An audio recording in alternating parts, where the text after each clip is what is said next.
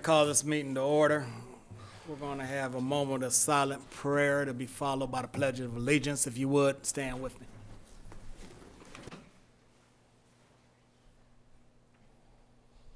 Thank you. I pledge allegiance to the flag of the United States of America and to the republic for which it stands, one nation, under God, indivisible, with liberty and justice for all.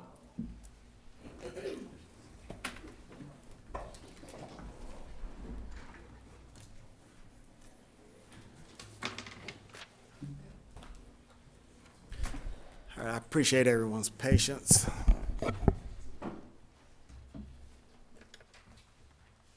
At this time, well, the purpose of today's meeting is to provide citizen input in the county's proposed annual operating budget for fiscal year ending June 30th, 2017. At this time, we're going to turn it over to Chief Financial Officer, Ms. Ramona Bibbins. Good evening, Mr. Chairman, Commissioners, and community. This evening, I will be presenting the fiscal year 2017 budget. This process began in January with a meeting with department heads to lay groundwork for this budget process. Excuse me. Budget requests were submitted to the Finance Department in mid-February, at which time the staff prepared a recommended budget for each department. Mid-March through the 1st of April, we had department budget hearings with the chairman, the COO, and finance to discuss department needs and funding available to address those needs. The budget was balanced by the finance staff. The budget document prepared and presented, made available to the public last week on May 10th at public libraries as well as online. Each of you should have also received the Blue Book last Tuesday that was placed in your mailbox that morning. At the conclusion of this presentation, the commissioners and public will have an opportunity for comments. I'm going to give a brief overview of the budget. In accordance with state statute, the board is required to adopt an annual budget each year. When we adopt the budget, we adopt a total budget, and we operate through 6 funds in the county: the general fund, special revenue fund, capital projects funds, debt service, internal service, and enterprise funds. Special revenue funds are specific revenue sources that are legally restricted for expenditures for specific purposes. We have the fire district fund, which those funds can only be used to support the fire services. We have the hotel and motel taxes, the narcotics funds, aging grants, housing and urban development, also known as HUD, the E911 communications taxes that we receive can only be used for those specific purposes. Capital projects funds is where we account for construction or acquisition of fixed assets. Our revenue sources include SPLOST revenue and any interest earnings on those funds. Our primary expenditures are for land purchases, parks and recreation facilities, builder constructions, the maintenance and construction of roads, sidewalks, and bridges, additions and renovations to existing buildings and some technology, and resources of these funds cannot be used to fund day-to-day operations of the county. The last 3 funds consist of the debt service fund, and this is where we budget and pay all of our principal and interest on any long-term debt that we may have, such as bonds. We have an enterprise fund where we account for services provided to the public on a fee for service or a user charge, and we have that in the form of our landfill. And then our internal service fund is where we account for operations serving other funds or departments within the government on a cost reimbursement. And because we're self-insured with our workers' comp and medical insurance, we have an internal service fund for those items. Excuse me. The final fund is the general operating fund, which is the largest of all the funds. This is also where the county budgets and accounts for the primary day-to-day operations of the county. The expenditures in this fund are supported by property tax revenues, sales taxes, fines and forfeitures, licenses and permits, and some small interest earnings. I wanted to give a little bit about our local economic conditions and outlook with this chart here. The county continues to experience recovery from the economic recession, which impacted a lot of the businesses in the county. We're seeing a very strong recovery in the past 12 months. The industrial flex-based market vacancy rate has dropped from a high of 15% in 2013. It's down to 10%. We had a 29% increase in asking rent during the same period for that particular market space. Office market vacancy rate has dropped from 22% to 14.8%, with a 10% increase in asking rent. On the retail side, vacancies decreased from 17.8% to 11.7%. In 2015, we had more than 2 billion square feet of industrial space absorbed in the county, resulting in more than 2.6 million square feet of industrial space planned for 2016. The county has more than 43.5 million square feet. We continue to lead the Southern Crescent with the largest amount of industrial space. We're seeing the same trend in the county's unemployment rate. We've heard it all the time. We reached an all-time high of 13.5% in 2010.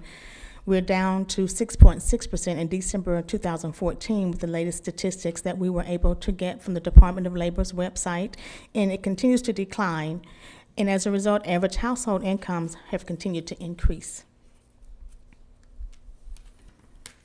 Much of this new growth is springboarding on the great year of investment in job creations in 2014 and 2015, which saw over $500 million in new investment and over 2,000 new jobs.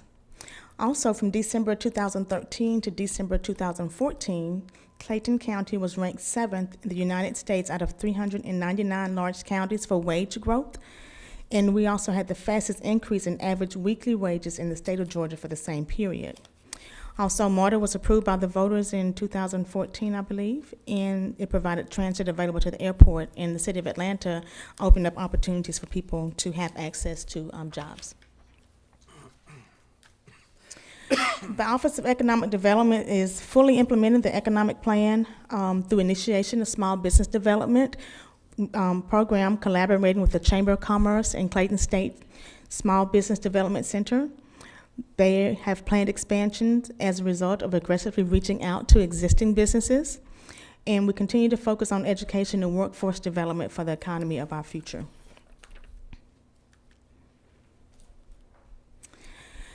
This slide here shows the average sales price on property from 2009 to now, and it's indicative of the economic rebound that we are experiencing. We continue to see increases in residential values this year. However, revenue challenges are still here because of a decrease in our commercial values, which are resulting from enforcement of legislation passed by the General Assembly in 2014. HB 399 prohibits the county from the assessment and collection of taxes on the possessory interests of the concessionaires that are located at Hartsfield-Jackson Atlanta Airport. We're going to lose about $2.6 million in revenue because of that. And we're also experiencing a decrease in our title ad valorem tax on vehicles due to a change in the formula that the State Department of Revenue is using to calculate our share of that tax that they send to us every month. But I can't see this, but on the screen there, you can see in 2009 property value, the average selling price for a home was a little over $46,000. From 2009 to 2012, it remained flat. In 2013, we started seeing some increase in prices.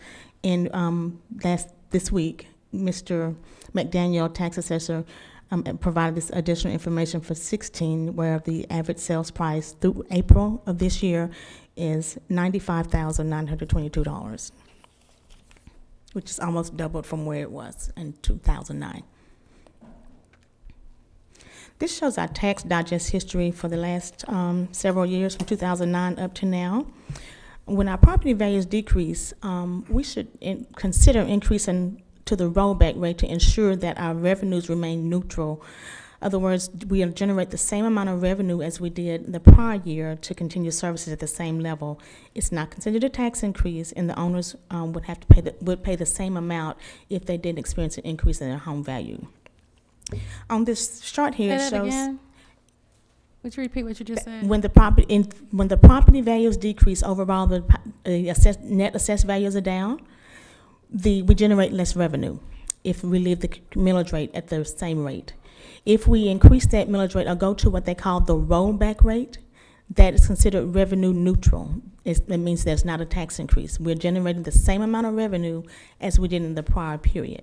So, for instance, if you had a $150,000 home and the millage rate is just 10, to use an easy number, and say your value dropped down, and you apply that same 10 mills to that lower value, you generate less taxes.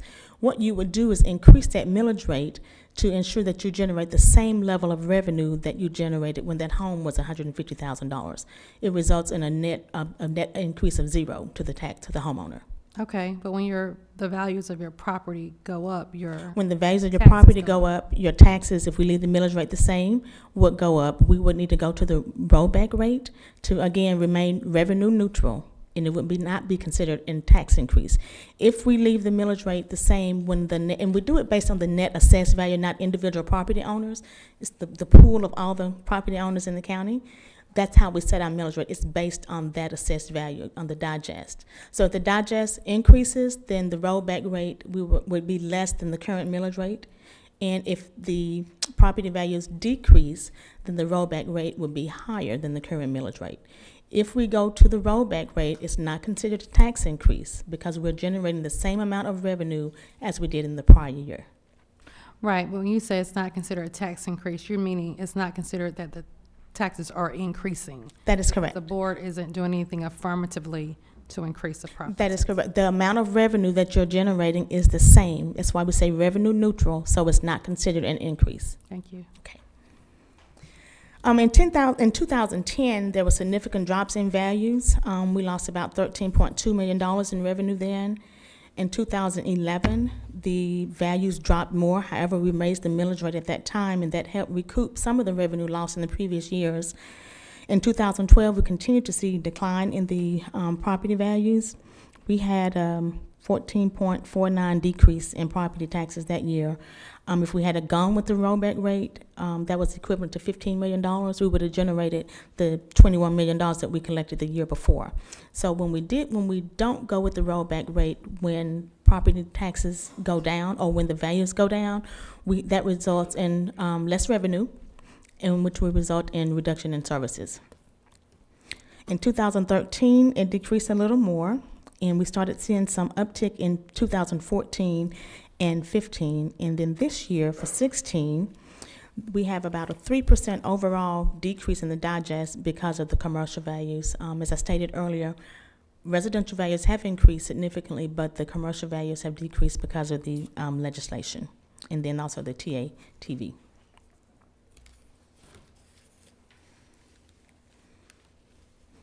This slide shows the property tax trend. Basically what I was saying earlier, it's very important to understand the trends in the digest. This chart summarizes some of the relevant property tax data for the most recent years in the assumptions for property tax for 2017, for fiscal year 2017. As you can see, with the exception of 1 year, the digest has continued to decline, with the largest drop in 2010. It's a 12.03% decrease in growth. And again, although residential values are rising, there's a decrease in the digest growth on the commercial side. So we do have a decrease in this fiscal year of 3.05%. And also this shows the net millage rate change in each year and the percent change in each year as well that corresponds with the digest growth.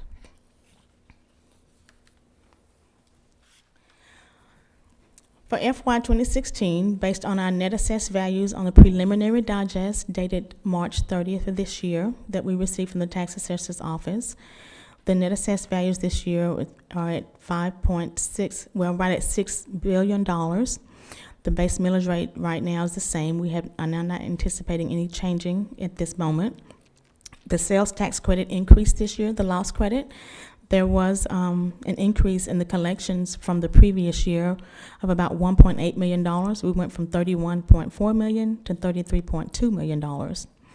Whenever that credit increases, it's when the loss collections increase, and it will result in a lower net millage rate. If the sales tax decrease, the loss credit decreases, and it results in a higher net millage rate. Also, property values have a play in the impact on the loss credit. For instance, last year we had an increase in property values, but we had a decrease in the loss credit, so that credit went down as well. So as property values go up and the credit goes down, then the the sales tax goes down, then that would cause a reduction in the credit as well.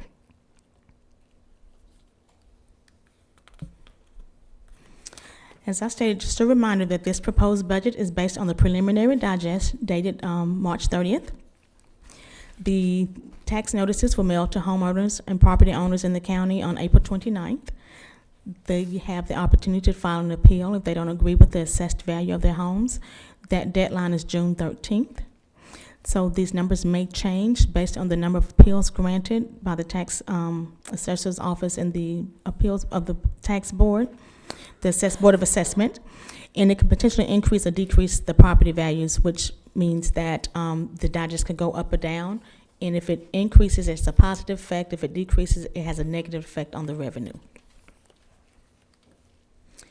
This shows a 10-year history of the general fund revenues, expenditures, and changes in our fund balance or reserves, as it's often referred to. From FY08, we had an ending year in fund balance of $37 million, and you can see through the years as it changes. In 14, we ended with $63 million. In 15, we used some of that money to pay off provide assistance to Southern Regional Medical Center, as well as to support other funds through operating transfers. So we ended FY15 with a $47.5 million fund balance. We budgeted the current year budget for FY16 using no fund balance, so we anticipate no use of fund balance for this year, and the same projection for next year, we anticipate using none.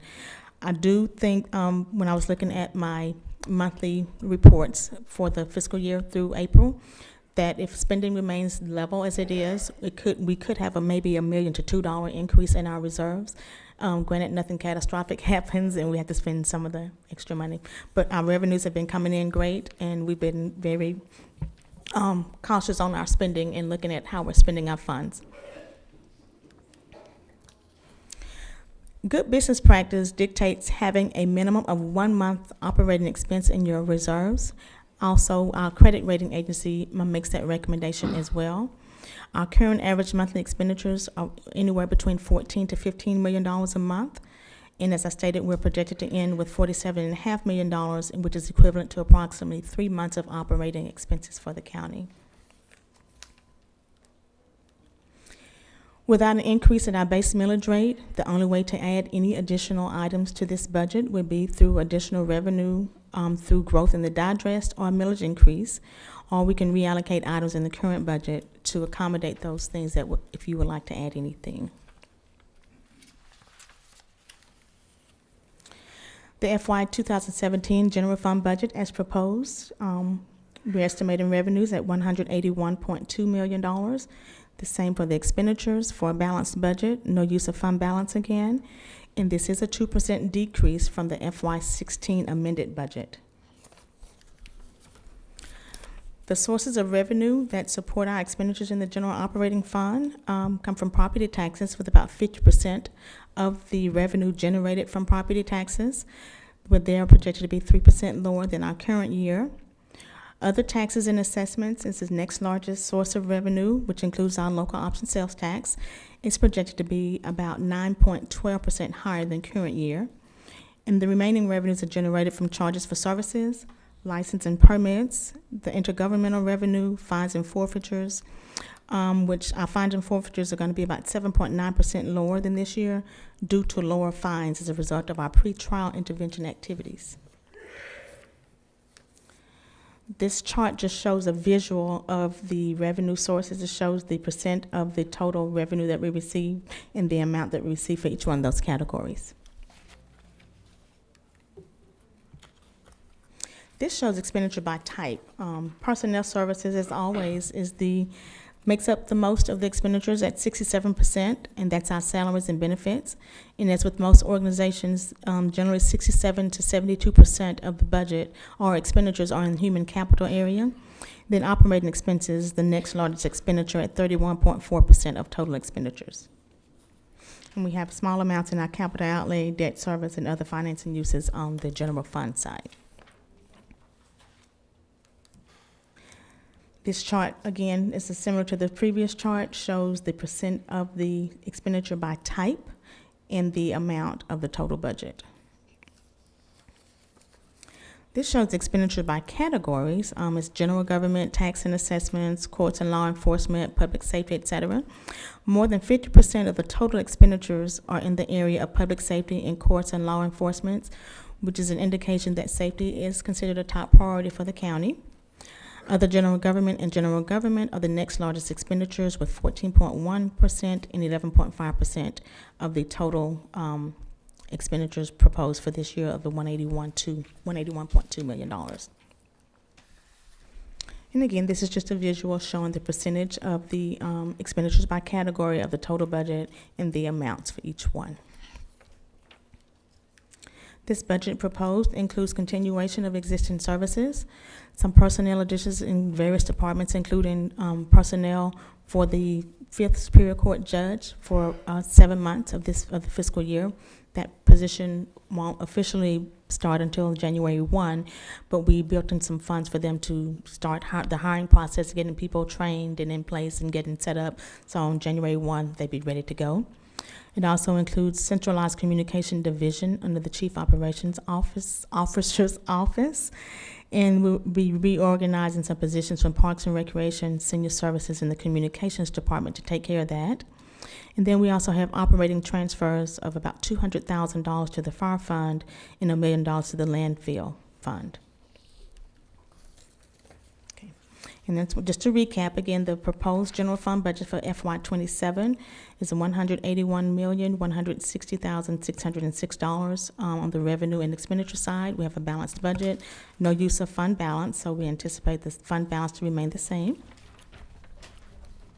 And as stated at the beginning of the presentation, when we adopt the budget, we have to adopt a total budget. So our total proposed budget is $333,244,905. That includes funds for the special revenue funds, capital project funds, debt service fund, internal service fund, and the enterprise funds. Of those 6 funds, the general fund is more than 50% of the total budget. The capital projects fund is the second largest and includes SPOS funds and expenditures, with the special revenue in that being the next largest. That's where we have fire fund and grants and any of the other special revenue funds. For the first time, we are presenting a 3-year long-term financial forecast, which will be utilized to aid in preparing the strategic plan to address future needs. Property taxes are expected to rise moderately as residential values continue to increase. Commercial values are expected to remain flat. Revenue projections include pending impact of future legislation on aviation fuel sales tax collected from Hartsfield-Jackson International Airport. Georgia House Bill 170 removed the exemption allowing us to collect revenue on the aviation fuel for 2 years.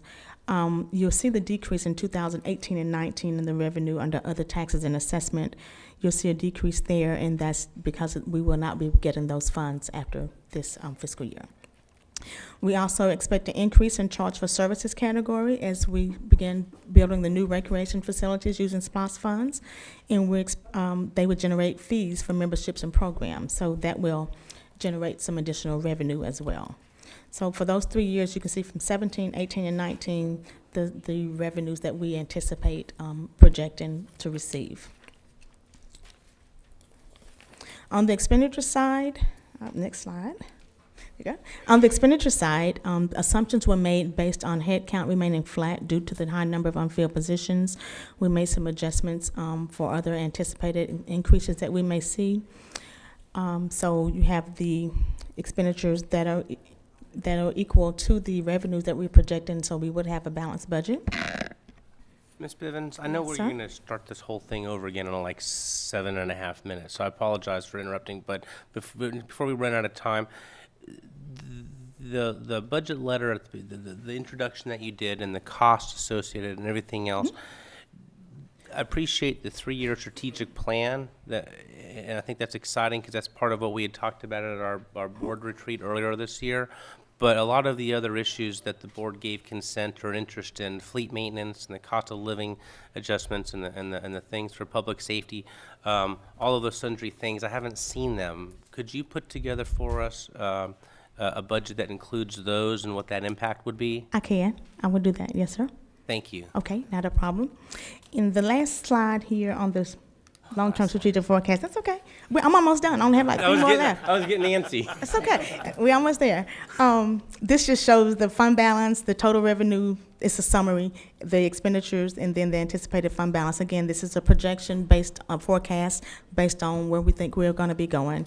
And this is something that I was excited about doing when we started talking about it, because I've been talking about that since I've gotten here, is doing some forecasting so we can see where we're going and not just doing it every year and we're dealing with issues. So now we kind of know where we're going to be losing revenue, what adjustments we need to make moving forward.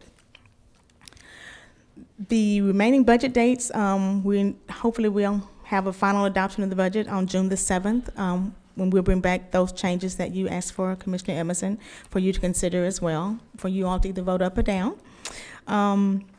If we have a millage rate increase, we would have to have public hearings. If not, we go with the rollback rate where everything's revenue neutral and we can still get everything in. We will not have to have those public hearings.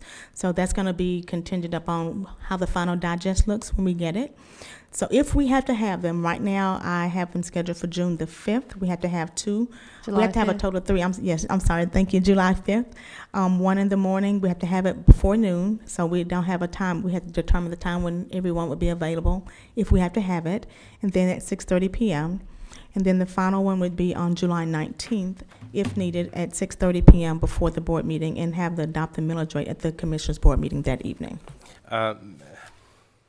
I can just tell you right now, I'll be out of the country on at least one of those dates. Each day? On the 19th, I'll be gone. I don't know about the 5th. Well, we can change it to before you leave. Okay. I'm We just we saying. can work around it. Special call. We can work around it. When does that budget have to be approved? The budget has to be approved by June 30th. The millage rate is in July. We have to approve the budget first by June 30th, and then, we don't get the digest until later in June. So we can't set the, do the millage rate approval, go through all that process until, we normally do it in July around these times. Oh, never mind. I'm not leaving until the 20th. Okay.